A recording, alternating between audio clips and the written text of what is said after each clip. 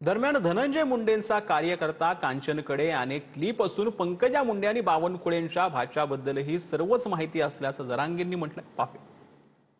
माझ्या ध्यानात येणं इतकं आहे, कारण आम्ही त्या रेकॉर्डिंग ऐकतो ना, ऐकून ऐकून परेशान आहेत. त्या रेकॉर्डिंग संपनात त्या रेकॉर्डिंग इतक्या आहेत.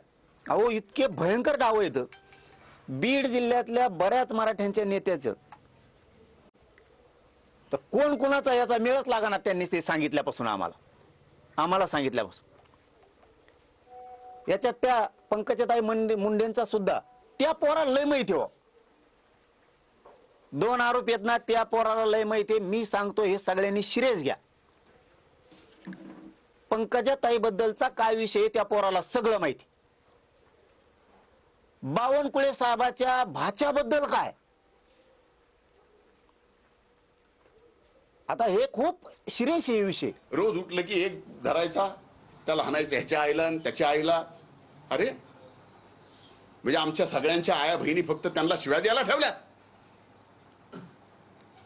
आर एअर बोलून काही बोलायचं आणि ऑन एअर बोलल्याला त्याची साधी एनसी सुद्धा जर सरकार घेत नसेल. म्हणून माझी विनंती की हे प्रकरण सीबीआय कडेच गेलं पाहिजे आणि यांचं बोलणं मुख्यमंत्र्याची आयमाय काढायची, भुजबळांची आयमाय काढायची. आमची तर जपच आहे. पंकजाताईला काय नाही ते बोलायचं. घरात इंग्रज आले होते का? ही बोलायची पद्धत आहे का पुरुषांची?